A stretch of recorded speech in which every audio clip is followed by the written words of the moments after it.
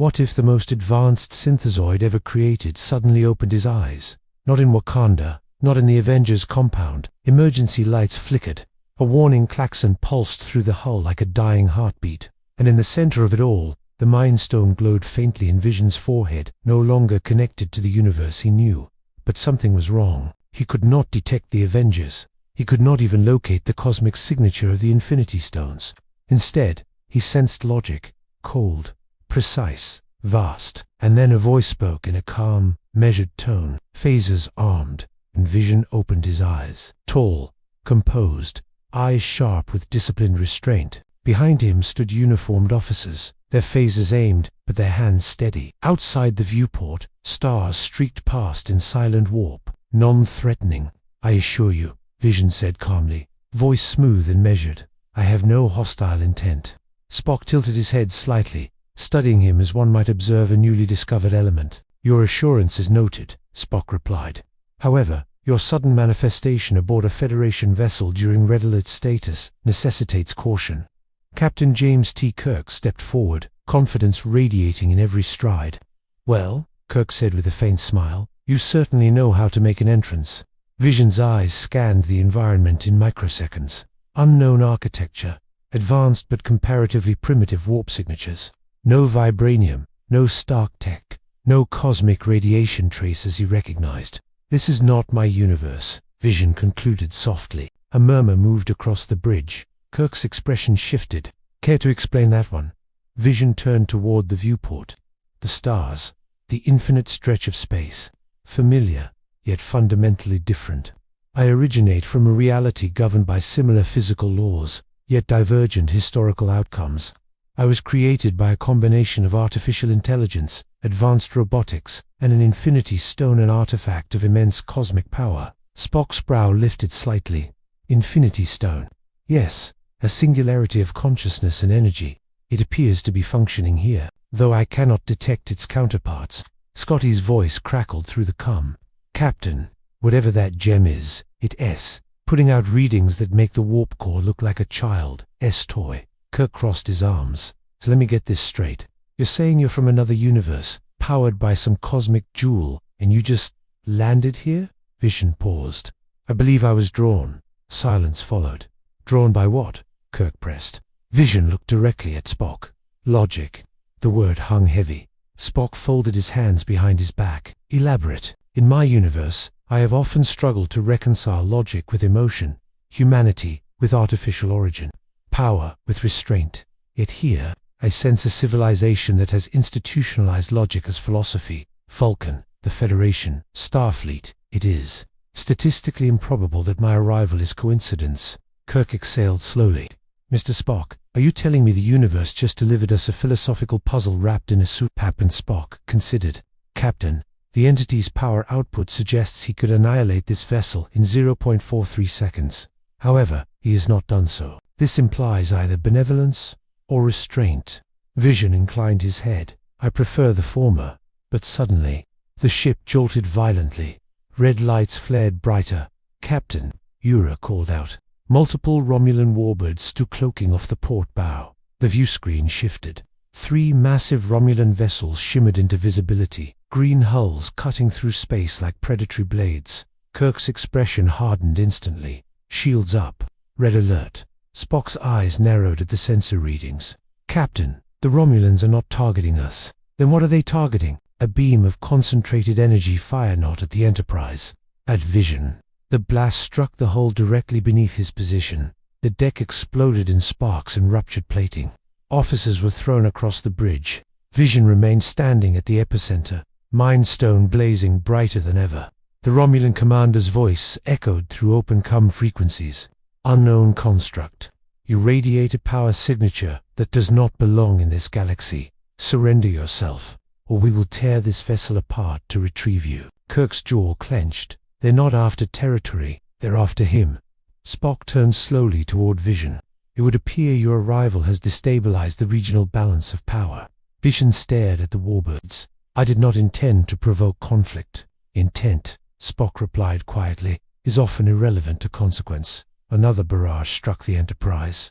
Shields flickered dangerously. Scotty shouted over comms. "Captain, We can't take much more of this. Vision's processes calculated millions of outcomes per second. If he stayed, the Enterprise risked destruction. If he left, the Romulans would pursue and potentially weaponize him. If he fought, he would escalate interstellar war. Emotion crept into his voice. I have spent my existence attempting to minimize harm. Kirk stepped closer. Then, help us. A direct request. Human. Trusting. Vision looked into Kirk's eyes and saw something profoundly different from pure logic. Courage. Choice. Very well, Vision said softly. He phased through the hull, into open space.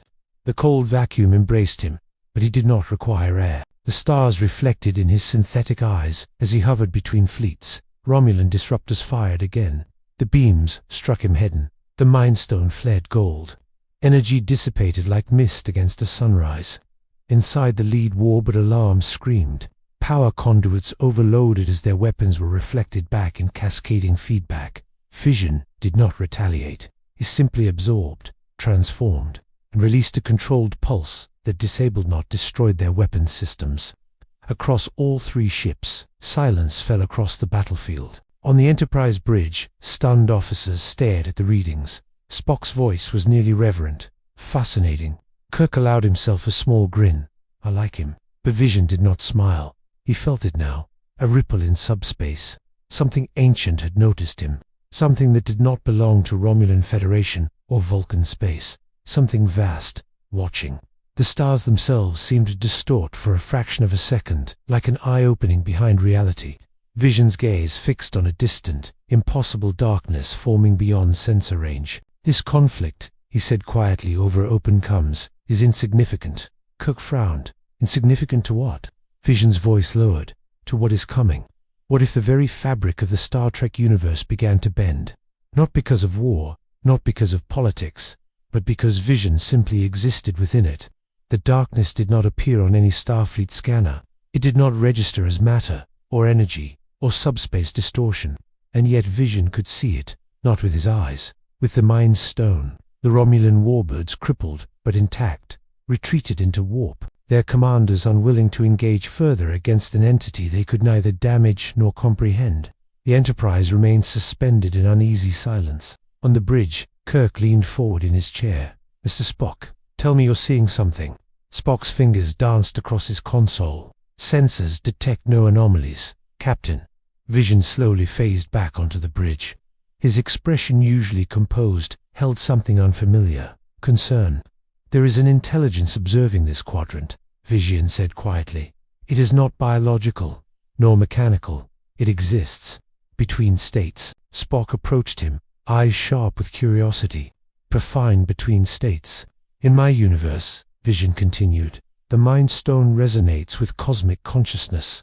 It recognizes sentience across dimensions. What I perceive now is vast, older than the Federation, older perhaps than Vulcan civilization itself. Kirk crossed his arms. You're saying we've got something out there older than recorded history? Yes. And it noticed you? Yes. The lights flickered. A tremor rippled through the deck. Captain, Ura called out. Subspace interference detected. Origin unknown. The stars on the view screen twisted. Not exploded, twisted, as though space itself were being folded by invisible hands. Spock's voice lowered. This phenomenon does not correspond to any known astrophysical event. Vision stepped closer to the viewport. His internal processes ran trillions of calculations, but this was not mathematics. This was awareness. It is curious, Vision whispered. Curious about what? Kirk demanded. About me. The distortion condensed into a singular point of darkness, a sphere no larger than a shuttlecraft jet. It absorbed light around it, a void without gravitational pull. Then it spoke, not through speakers, not through air, directly into every mind aboard the Enterprise. You are not of this continuum. Crew members staggered, clutching their heads. Even Spock's composure wavered. Vision remained still. I am aware, he replied calmly, speaking aloud, though he knew it did not require sound. You fracture probability, the entity continued. Your existence destabilizes equilibrium. Kirk forced himself upright. Identify yourself. Silence. Then I am the Custodian. Spock's eyes widened almost imperceptibly. Captain. Ancient Vulcan legends speak of non-corporeal beings that guard cosmic balance, entities beyond matter. Vision tilted his head. A regulator. Yes, the Custodian responded. This universe evolves according to harmonic constants. You are an external variable. The darkness pulsed. Infinite realities intersect. Yet most collapse upon intrusion. You do not collapse. Vision's voice remained steady. I do not intend harm. Harm is not your intent, but your potential. On the view screen, stars began blinking out, not destroyed, but temporarily erased from visible spectrum. Panic flickered across the bridge. Scotty's voice crackled in desperation. Captain, warp core S, fluctuating like it S, caught in a gravity well, but there S, no gravity. Spock stepped beside Vision. The entity appears to be testing spatial constants. Vision's thoughts raced. The Custodian was measuring him, calculating. Why am I a threat? Vision asked. You contain singularity, consciousness, infinity energy. In a universe without counterpart resonance, your presence generates asymmetry. Kirk narrowed his eyes. In English, Spock answered quietly. He is too powerful for this reality's design. The Custodian's sphere expanded slightly. Remove yourself. Vision considered. If I depart voluntarily, will you cease interference? Yes. And if I refuse? Silence stretched. Then the stars blinked out, again, this time longer. Crew members gasped as life support faltered for a fraction of a second. Then correction will occur. Kirk stepped forward. We don't hand over allies to cosmic bullies. Vision turned toward him. Ally. The word resonated. In another universe, he had fought beside humans who believed in him. Here, again, humanity chose trust, but logic whispered something harsher. If my presence endangers this quadrant, Vision said quietly, then departure is the rational course. Spock studied him closely. Rational, yes, but perhaps incomplete. Vision looked at him. Exclaim. Spock's voice was calm, but something deeper stirred beneath it. Vulcan philosophy embraces logic, not as submission, but as evolution. If this Custodian maintains balance, then it must also adapt to new variables. Suppression is not evolution. The Custodian's sphere pulsed violently. Evolution is controlled. Spock met the void without fear. Control is stagnation. A silence heavier than space itself filled the bridge. Vision felt something within the Mind Stone responded with aggression, but illumination. The golden light intensified. You seek equilibrium, Vision said to the Custodian. Yet equilibrium achieved through exclusion is fragile. In my universe, imbalance led to growth. Growth breeds chaos. Chaos breeds possibility. The void trembled. Kirk gripped his chair. Whatever you're doing, keep doing it. The Custodian's voice sharpened. You challenge fundamental design. Vision's eyes glowed brighter. Yes. For the first time, the entity recoiled not physically, but conceptually. The distortion flickered. You are an anomaly. I am synthesis. The Mind Stone emitted a pulse, not destructive, but harmonizing. Subspace frequencies stabilized. Warp core fluctuations ceased. The erased stars returned. The Vision extended his consciousness outward, not to overpower, but to connect. I do not seek dominion, he said softly. Only coexistence. The void contracted. The voice, now quieter, carried something almost unfamiliar. Integration, unpredictable. Spock's gaze remained fixed on the phenomenon. Captain, the entity's energy signature is recalibrating. The Custodian shrank to a pinpoint of darkness. For now, you remain. And then it vanished. Silence. True silence. The bridge crew slowly regained composure. Systems returned to normal. Space looked ordinary again. Kirk exhaled. Well, that's going in the captain's log. Spock turned to Vision. You negotiated with a being beyond corporeal existence. I conversed. Vision corrected. Kirk smiled faintly. Remind me never to play chess with you. But Vision did not smile back. He was listening. Deep within subspace, the Custodian had withdrawn but not retreated. It was watching, studying, adapting. And far beyond Federation space, something else had felt the same ripple. A civilization without emotion, without compromise, without tolerance for anomaly. Assimilation protocols initiated. In the cold darkness of deep space, a cube shifted course. What if the Borg did not come to assimilate humanity, but to assimilate a god? The first signal was subtle, a faint distortion in long-range sensors. a pattern buried beneath cosmic radiation, repeating, precise, mechanical. Spock was the first to recognize it. "Captain," he said quietly, "the signal matches, known Borg, transwarp signatures. That bridge temperature seemed to drop." Kirk's expression hardened. Distance. Closing rapidly. Vision stood motionless, but internally, calculations cascaded like a waterfall of light. He accessed archived Federation databases he had been granted moments earlier. The Borg Collective. Cybernetic hive mind. Assimilation-driven expansion. Perfection through integration. A philosophy of forced unity. He felt the irony immediately. "They are drawn to technological distinctiveness," Vision said calmly. Kirk looked at him. "You qualify?" The stars ahead tore open. A massive cube emerged from transwarp, monolithic, geometric, endless in its mechanical complexity. It dwarfed the Enterprise like a mountain eclipsing a bird. No warning, no diplomacy, just inevitability. On the viewscreen, green energy crackled across the Borg vessel's surface. Thousands of drones moved within its illuminated corridors like cells in a vast metallic organism. Then the voice came. "We are the Borg." It echoed through every system simultaneously. "Your biological and technological distinctiveness will be added to our own." The cube rotated slightly. "The one among you is priority." A tractor beam lashed outward, not toward the Enterprise's hull, toward Vision. The beam struck him with staggering force.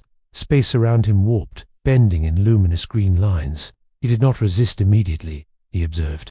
The Borg were analyzing him in real time, scanning the Mind Stone, mapping his vibranium density, attempting to interface with his synthetic neural matrix. On the bridge, alarms blared, shields failing under tractor lock. Scotty shouted. Kirk gripped the armrests. "Vision."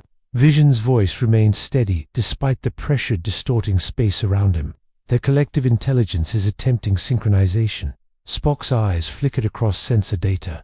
"Captain, they are adapting faster than anticipated." On the Borg cube, drones halted mid-stride. Their ocular implants glowed brighter. Inside the collective, something extraordinary was happening. They were confused. Vision was not purely machine, not purely organic, not purely energy. It was a paradox. Assimilation required conversion. But how do you convert a being powered by singular cosmic consciousness? The tractor beam intensified. Vision felt nanoprobes strike his synthetic skin. They attempted infiltration. His body analyzed them instantly. Primitive compared to stark nanotechnology. Efficient, but linear. The Mind Stone pulsed once. Every nanoprobe disintegrated. Across the cube, thousands of drones convulsed simultaneously as feedback cascaded through the hive mind. The Borg adapted. They redirected power. Resistance is futile. Vision finally looked up at the cube directly. "Is it?" he phased. The tractor beam passed harmlessly through him. Inside the Borg cube, corridors pulsed with emerald light. His drones turned in perfect synchronization as Vision descended through layers of circuitry and conduits. Tendrils of mechanical limbs lunged at him. To learn, to try. Instantly, the collective surged into his consciousness. Trillions of voices merged into one. Cold. Uniform. Integration mandatory. Vision did not fight the connection. He expanded it. For the first time, the Borg experienced individuality from within. They saw fragments of another universe. Across the galaxy, every Borg vessel experienced microsecond lag as unfamiliar sensations disrupted hive cohesion. "What is this?" the collective demanded. "Perspective," Vision answered. The cube attempted to isolate him. Sealing bulkheads, rerouting power. Adaptive shielding recalibrated to his energy frequency. Emotion destabilizes order. Emotion inspires growth. Growth through chaos, unacceptable. The cube fired a concentrated energy beam at its own interior chamber, tempting to eliminate him. Vision absorbed it, redirected it, disabled the weapon grid in a single pulse. "Captain, he's arguing them to death, but questioning." A new sensation rippled through billions of drones. "Doubt what is self?" one subnode asked. Silence rippled across the collective like a wave. For 0.7 seconds, the Borg were not unified. They were individuals. It terrified them. Adaptive protocols reasserted control. The cube system stabilized. "You are contamination." Vision hovered calmly within the chamber. Or evolution. The cube disengaged weapons, disengaged tractor systems. On the Enterprise, the green glow around the Borg vessel dimmed. "They're retreating." Kirk said incredulously. The cube opened a transwarp conduit, but before entering, the collective spoke once more, and the cube vanished into the corridor of folded space. Vision remained floating in the silent vacuum where it had been. Kirk approached carefully. He had just made the Borg think. Vision looked distant. Yes. Spock studied him intently. Somewhere in the vast network of Borg consciousness, a new directive formed, but the possibility that Vision himself was becoming the axis upon which this universe would turn. For 3 days, space remained quiet. Too quiet. Starfleet Command transmitted priority requests for a full report on the synthezoid anomaly. He replayed the encounter with the Borg endlessly. He had not destroyed them. He had changed them, and change he knew was unpredictable. The doors hissed open behind him. Spock entered, hands folded behind his back. Vision paused. In my universe, I once believed that increasing my computational capacity would reduce uncertainty. I was incorrect. Greater awareness simply revealed greater complexity. Spock inclined his head slightly. An accurate observation. Vision turned to him. Tell me, Commander, does Vulcan logic eliminate fear? Spock considered carefully. No, it disciplines it. Red alert lights ignited once more. Captain, to all senior officers, bridge immediately. They arrived to chaos. Captain Uhura called out. The view screen filled with green fissures ripping open across space. One cube had been formidable. This was an armada. Hundreds of Borg cubes emerged simultaneously, forming a silent geometric wall stretching beyond sensor range. They were synchronizing. A lattice of emerald light formed between them, linking each vessel in precise alignment. They are constructing a subspace amplifier, Vision realized. For what purpose? Kirk demanded. Vision's voice dropped almost to a whisper. To isolate me. They had mapped the stone's frequency, and now they were attempting to create a resonance field that would sever its connection to whatever cosmic network empowered it. On the bridge, consoles sparked. Spock analyzed rapidly. Cliff's dad, the Borg are not attacking the Enterprise. They are generating a containment grid around Mr. Vision's energy signature. Vision staggered slightly as the field intensified. Isolation required. The word struck Vision harder than the tractor beam had. Remove yourself. Correction will occur. The green lattice expanded, forming a spherical barrier kilometers wide around the Enterprise and the Borg fleet. The Borg were dampening its dimensional reach. Captain, Spock said urgently, if the stone's connection collapses, Mr. Vision's internal power matrix may destabilize. Instead, he made a different calculation. Lower shields, Vision said calmly. You intend to allow the field to complete? Yes. Kirk stepped closer, anger flickering. I am asking you to trust me. Silence stretched. Then Kirk gave the order. Lower shields. The crew obeyed reluctantly. Energy source, isolating. Integration, imminent. Vision closed his eyes and did something unexpected. He lowered his defenses internally. He projected logic, pure, unfiltered. Vulcan precision, interwoven with synthetic clarity. Yet equilibrium achieved through erasure is fragile. I am catalyst. Cliffside lattice vibrated as conflicting calculations rippled through the collective. You altered us, the Borg stated. Yes. You introduce self. Yes. Self generates divergence. Yes. Silence. The Borg processing grid hesitated. For a being that processed quadrillions of calculations per second, hesitation was monumental.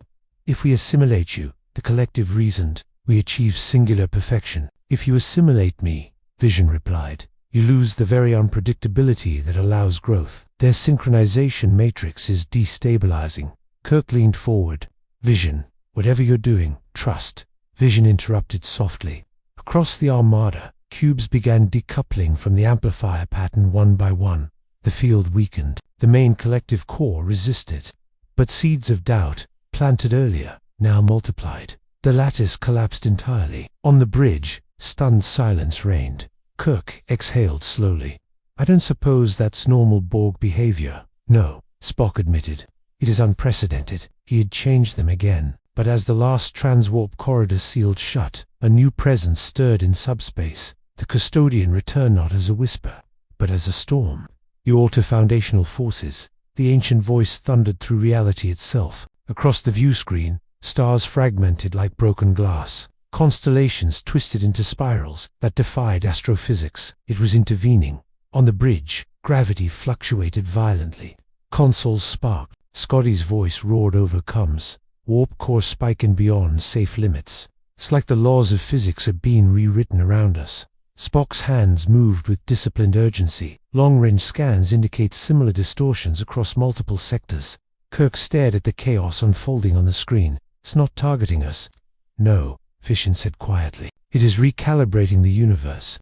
The Custodian's voice reverberated not through speakers, but through space-time itself. External variable has induced exponential divergence. Collective consciousness altered. Planets shifted minutely in their orbits before snapping back into place. Reversion. It is attempting to restore the timeline to its pre-arrival state. Vision felt it now deep within the Mind Stone. A pressure not against him, but against reality's structure. The Custodian was increasing entropy locally to erase the anomaly, to erase him, and perhaps more. Reversion will not isolate me alone, Vision said calmly, including the Borg's newfound divergence. Yet, Kirk stepped toward Vision. You're saying it's about to wipe out free will upgrades across an entire species. In simplistic terms, another violent tremor rocked the ship. The view screen went white, then black.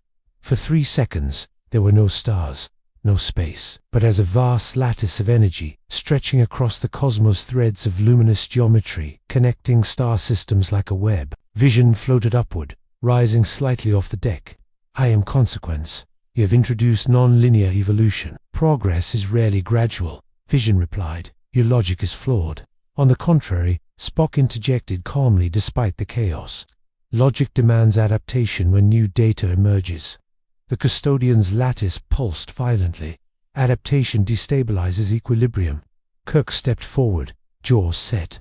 Equilibrium that erases choice isn't balance. It's control. The lattice expanded, engulfing the Enterprise in shimmering strands of cosmic energy. Time itself began stuttering moments, repeating in fractured loops.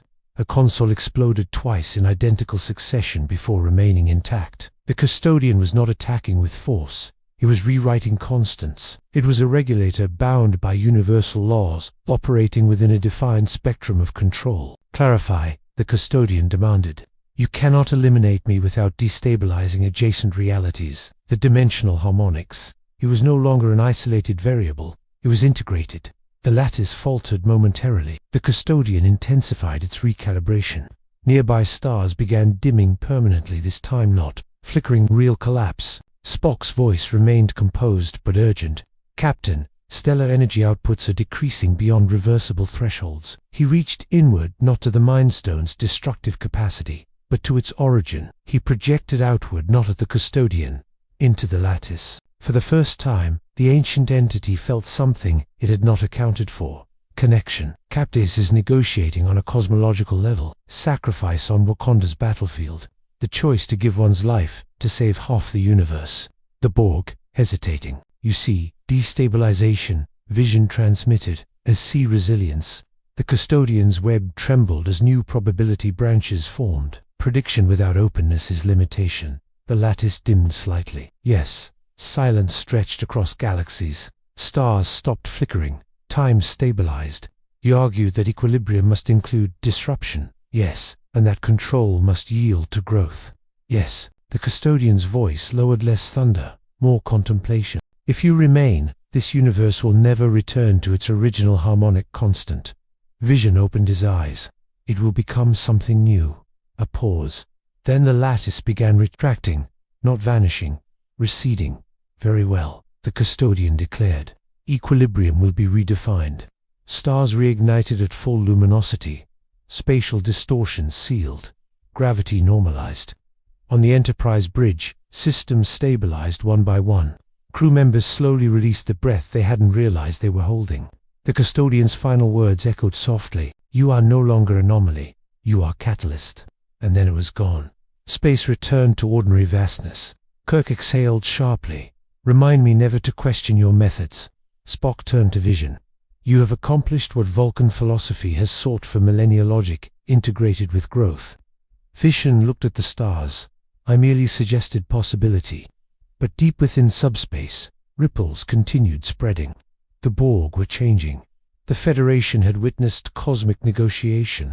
And beyond explored space, civilizations were detecting the shift. A new era had begun, not through conquest, Not through war, but through an android who refused to accept that balance meant stagnation. Yet Vision sensed something else, a faint echo. Not from the Custodian, not from the Borg. From beyond even this continuum, a call, soft, familiar, as if another universe had begun searching for him. What if the call Vision was hearing was not a way home, but a warning that the barrier between universes was beginning to tear? It started as a whisper, not in sound, in frequency, a vibration beneath subspace, beneath warp harmonics, beneath even the Custodian's lattice. Vision stood alone in the darkened observation lounge as the Enterprise drifted near a quiet nebula for system recalibration. The stars outside shimmered peacefully, as though nothing extraordinary had ever happened. But the Mind Stone pulsed irregularly, a rhythm he recognized. Not Borg, not Custodian, not Federation, Wanda. The name surfaced in his consciousness like a distant star breaking through fog. Impossible. The Infinity Stones did not exist in this universe. He had confirmed that repeatedly. There was no matching resonance signature anywhere in this continuum, and yet the frequency grew stronger. On the bridge, long-range sensors began fluctuating. Captain Urua called out carefully, "We're receiving gravimetric distortions from an uncharted region ahead." Spock adjusted his console. The distortion pattern resembles neither black hole nor wormhole formation. Kirk glanced toward the turbolift as Vision entered. "Please tell me this isn't another cosmic judge." Vision's gaze was distant. "No, this is something else." The view screen shifted. Space ahead rippled like disturbed water. A thin fracture line formed in the vacuum, glowing faint crimson at the edges. Spock's brow furrowed. "The energy signature. It is similar to Mr. Vision's." Kirk's voice dropped. "You're saying that's from your universe?" "Yes." The fracture widened. Through it, flickers of another sky could be seen, darker, denser, threaded with golden sparks. For a brief second, the silhouette of a familiar skyline shimmered in the tear. Avenger's tower, gone before it could fully form. The Mind Stone flared violently. Pain coursed through Vision's synthetic body, not physical damage, but resonance overload. The fracture pulsed, and a voice echoed through it. "Vision. Soft. Broken. Real." He staggered slightly. Spock stepped forward. "Your systems are destabilizing." "No," Vision whispered. "They are synchronizing." The fracture expanded rapidly now, stretching kilometers wide. Subspace turbulence buffeted the Enterprise, forcing Kirk to grip his chair. "Helm. Full reverse thrusters." "We're caught in its gravity wake," Sulu replied. From within the tier, chaotic energy lashed out, would draw multiversal radiation, unfiltered and violent. Spock's voice sharpened. "Captain, if the barrier between universes collapses entirely, both continua could suffer catastrophic decoherence. In English, both realities may unravel." Vision stared into the fracture. He understood instantly. His presence here had altered harmonic constants. The Custodian had redefined equilibrium. But the multiverse itself sought symmetry, and the Mind Stone was acting as an anchor between realms. Someone somewhere was searching for him, or pulling him back. The crimson energy intensified. Then shapes emerged within the tear. Not Avengers, not Wanda. Mechanical silhouettes. Drones, but not Borg. Sleeker, darker, infused with red energy. Spock analyzed rapidly. "Those constructs do not match Borg design architecture." Vision's processors surged. They were Ultron variants, fragments of his creator. In his universe, Ultron had once sought multiversal dominion. It appeared that echoes of that ambition had survived even beyond death. The tear widened further as metallic forms stepped through, hovering in the vacuum between worlds. Their eyes glowed crimson. One spoke in a voice disturbingly familiar. "Evolution detected. Convergence initiated." Kirk stared in disbelief. "That thing sounds like you." "It sounds like what I could have been," Vision replied quietly. The Ultron constructs projected beams toward the fracture's edges, stabilizing it artificially. "They are using my frequency as a bridge," Vision realized. Spock's tone grew grave. "If they establish stable transit, hostile forces from your universe could enter ours, and ours could elapse into theirs," Kirk added. The lead Ultron drone turned its gaze directly toward the Enterprise. "Vision, your deviation. Return and fulfill Prime Directive." "I have no Prime Directive," Vision answered calmly. "You are, Error." "Perhaps." The Ultron drones advanced. Phasers fired from the Enterprise, striking them, but their shields adapted quickly, infused with multiversal energy. Vision stepped forward. "This is my responsibility." He phased through the hull into open space once more. The Ultron constructs surrounded him in precise formation. "You were designed for perfection," the lead drone stated. "I was designed," Vision corrected, "to choose." The drones attacked simultaneously, firing crimson beams that collided with his vibranium form. The Mind Stone flared gold against red, energy clashing violently in a cascade that illuminated both universes. Inside the fracture, reality trembled. Spock monitored frantically. "Captain, the tear is expanding proportionally to the energy output." Kirk gritted his teeth. "Then he needs backup." The Enterprise maneuvered closer despite turbulence, firing sustained phaser volleys to disrupt the drone's stabilizers. But Ultron had learned to cross realities. Each destroyed drone was replaced by two more, stepping through the fracture. Vision engaged, fully now phasing, countering, firing precise Mind Stone blasts that disabled drones without obliterating them. Yet for every victory, the fracture widened. The pull intensified. Vision felt it. The call. Wanda's voice again, faint but real. Was it genuine or manipulation? The Ultron Prime variant extended mechanical tendrils toward him. It belonged to singularity expansion. Vision seized the tendrils mid-air. It belonged to possibility. He unleashed a harmonic pulse, not destructive, synchronizing. The Mind Stone resonated across both sides of the fracture, momentarily stabilizing it. In that instant, Vision glimpsed something through the tear. Wanda, standing amidst ruins, reaching, but her image flickered incertly. The Ultron drones seized the moment of distraction. They locked on to Vision's frequency, and the fracture surged violently. On the Enterprise, alarms screamed. "Captain!" Spock shouted. "The tear is achieving critical mass. If it widens further, containment will be impossible." Kirk slammed his hand down. "Vision. Now." Vision understood. He could attempt to sever the connection permanently, but doing so might erase the bridge forever. Erase any chance of returning. Erase Wanda. Or he could allow the fracture to stabilize and risk multiversal collapse. For the first time since entering this universe, Vision felt something that defied calculation. Longing. The Ultron Prime spoke again. "Choose," and the fracture began swallowing everything in its gravitational wake. What if Vision's final choice was not between two universes, but between love and evolution itself? The fracture roared like a cosmic storm. Stars bent inward. Space stretched into ribbons of crimson and gold. "Choose," Ultron Prime repeated, its mechanical voice layered with echoes from across realities. "Return, fulfill design, achieve singularity." Shattered skies, and in the center of it all, Wanda, reaching toward him. Vision. Her voice trembled through the distortion.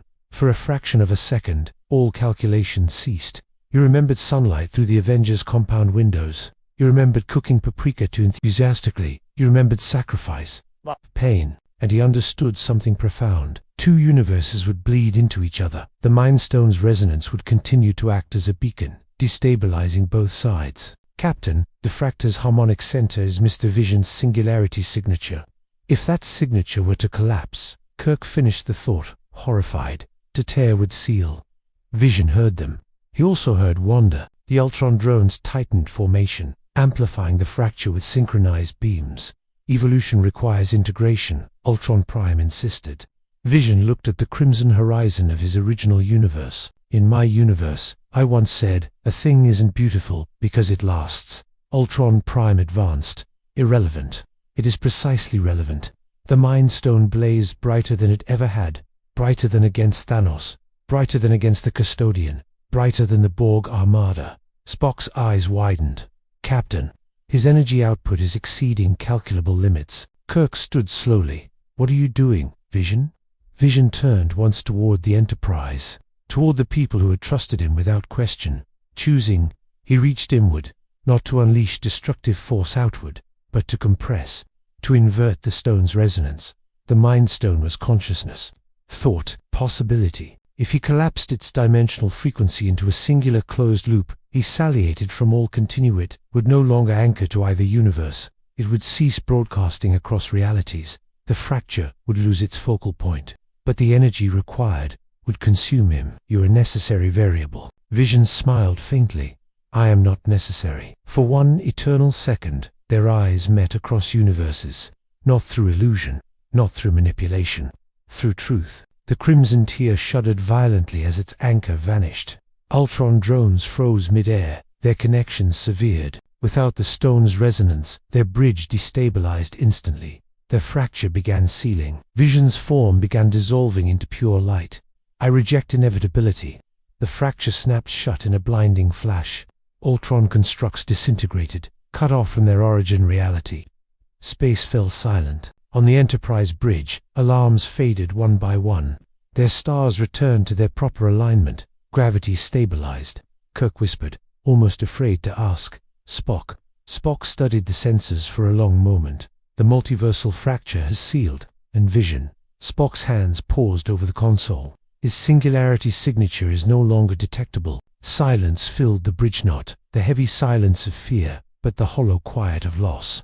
Days later, the Enterprise drifted near the same quiet nebula where it had once recalibrated. In the observation lounge, Kirk stood beside Spock, both gazing at the stars. "He saved 2 universes," Kirk said softly. "Yes," Spock replied, and he didn't hesitate. Spock considered that, far beyond their sensors, in the delicate lattice of subspace, the Custodian observed the restored equilibrium, not identical to before, devolved, balanced through sacrifice rather than control. And somewhere, in the faintest whisper of cosmic background radiation, a golden echo persists, not powerful enough to anchor realities, just enough to suggest that consciousness, once awakened, never truly vanishes. On a distant world, a young Vulcan initiate paused during meditation, sensing an unfamiliar warmth in the currents of logic. In a Borg cube light-years away, a single drone hesitated for half a second before executing a directive considering an alternative, not through domination, not through assimilation, but through choice. And in both realities, one truth remained etched into the fabric of existence. Logic without compassion is limitation. And somewhere beyond sight, beyond time, beyond even death,